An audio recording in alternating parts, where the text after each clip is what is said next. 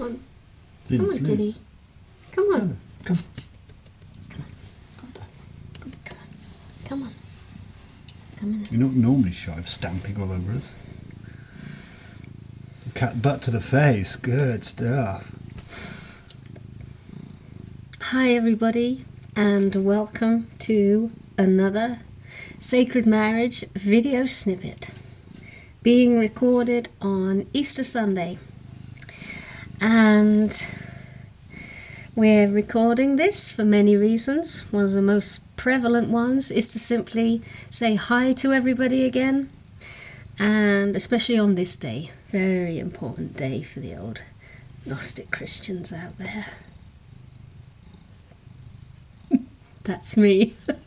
And also to say on Tuesday, oh gosh, I don't know what the cat's doing.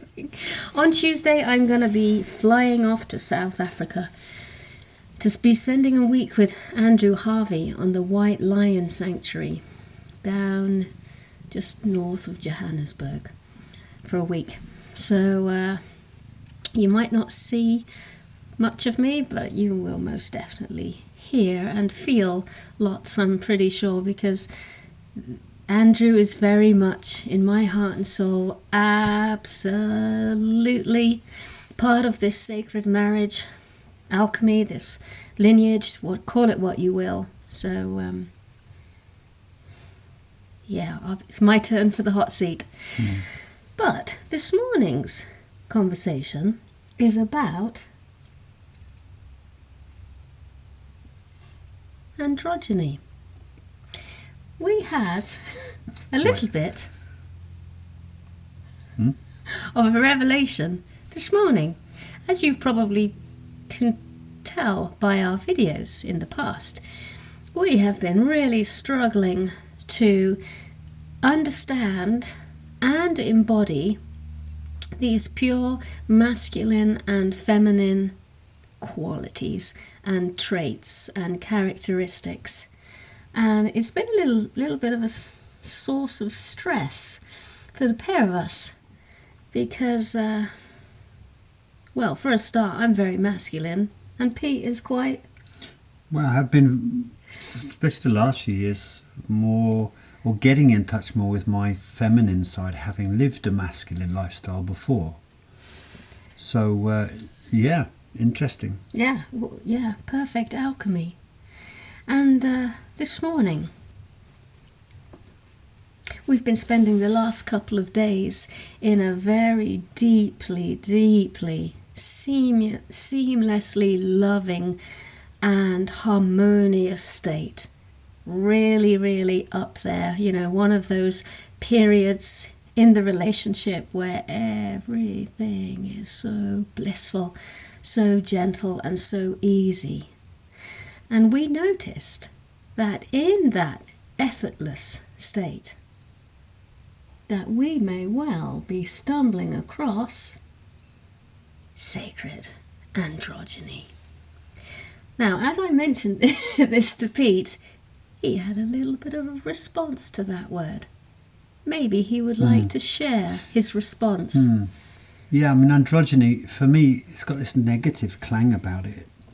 It's kind of like, seen from either the perspective of the feminine or the masculine, it's like a loss of something, loss of masculinity, a loss of femininity, loss of individual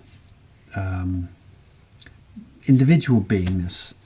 And I'm looking for a word that kind of implies a choice of the two people connecting as a unified whole, as a, not, you know, body, mind and soul, all the aspects choosing to be this one being.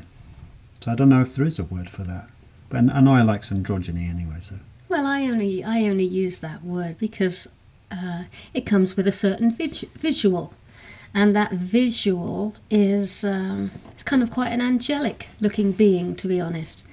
And I don't know about you, but for me, angelic beings are absolutely androgynous, and yet they can be powerfully feminine and powerfully masculine when needed, when interacting with them.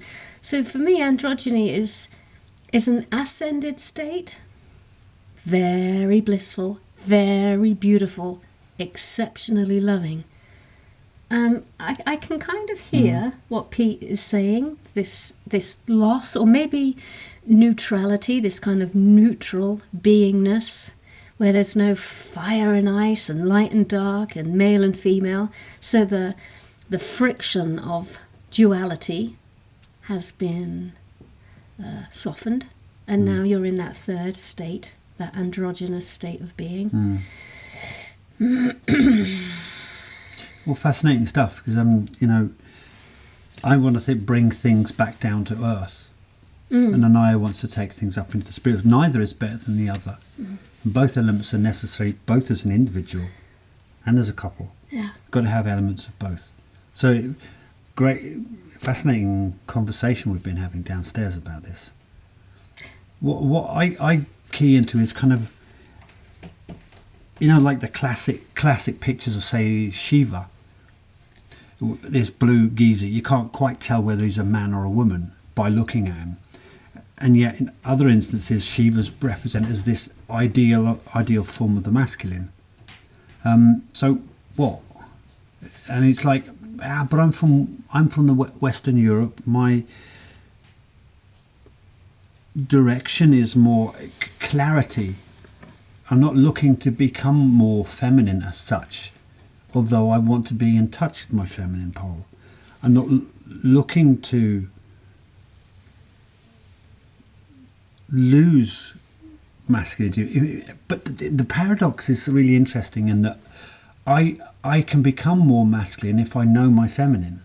And that's what's been happening over the last few years, and especially in this time with Anaiya, where we've come into this unity, and both our poles are actually not only good to have, they're super important to have in the mix. Love it. I must say, looking back in hindsight, whenever we have a little bit of a crisis, myself and Pete, it often helps.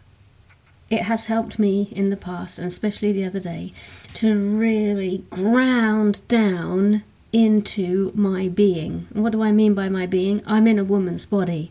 So the other day, there was a crisis point. I recognized I was really stuck, and I had a little choice. Am I going to carry on being this kind of stuck person, or am I going to pray and embody something else? And I remember making a very conscious or mighty step to ground down into my being and say to Pete, I need to break through this. And it was my sort of like volcanic, fiery feminine self that agreed to initiate the process.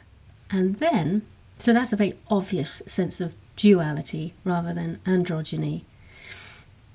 And so as Pete witnessed this deep prayer to go beyond, I guess that must have pulled out his masculine self, because if anyone is being overtly feminine, the other one has no choice but to be overtly masculine, because it's a simultaneous thing. So that pulled out his masculine. He strided forward, which totally delighted me. And hence, the last couple of days, we have been in this gorgeously sexual, loving, harmonious, cooperative union. And this is the big breakthrough. In that completely gorgeous golden union, where we became polarized in masculine and feminine to enter it, as soon as you're in it, you're neither gender. You are this sacred androgynous being. So my little insight this morning was, maybe in times of bliss and harmony, when all is going well, the beings can't ascend into their sacred androgyny. And if there's a crisis or a calling for presence on earth, everyday situation that might appear challenging, then it's not a choice, it is probably an inevitable move. as you descend, you drop back down into your poles, masculine and feminine. It's very vague, but that's just a little bit of the understanding that's starting to come through. When called to duty you'll have to do a translation for this. When called to duty in your human self, you may well be called into embodying the gender that you were born into. When all is well and you have the freedom and luxury to ascend in love with your beloved, you will be drawn up and into an androgynous, harmonious state of pure love and connection. And like all good alchemy, at the beginning it's a zigzag, up, down, and then the zigzagging gets less and less and less until there's only one left. Amazing. There's just something I don't know about translation, but something I'm kind of looking into there is like within the normal roles in every relationship, it's not always the case that the man is actually living in the masculine position. For example, it's quite normal these days for us men to be living effectively in a feminine supportive role. For example, when Anaiya's working very much, she's doing a lot of the kind of the stuff that brings the money in, as it were. Then I'm downstairs making food and washing up and making sure the clothes are on the way. I don't feel that is denigrating my masculinity. It's this union of us two. That's what's required. And there's something I'm picking up.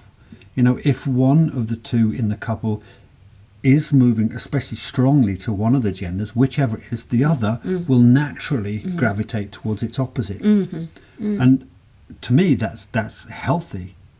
As long as neither of the two people are caught fast in either of the particular roles. It helps if I'm largely in the masculine and I's largely in the feminine, because that's our dynamic. But it doesn't have to be that way. I would think it's very, very different for different kinds of people. It could be a 50-50 mix. It could easily be that the most natural way of a particular couple to be is the man's 30% masculine, and the you know, because that's their dynamic at that point. Yeah. But it doesn't mean say it's fast. It's stuck that way. There's always room for movement, gravitation towards the other.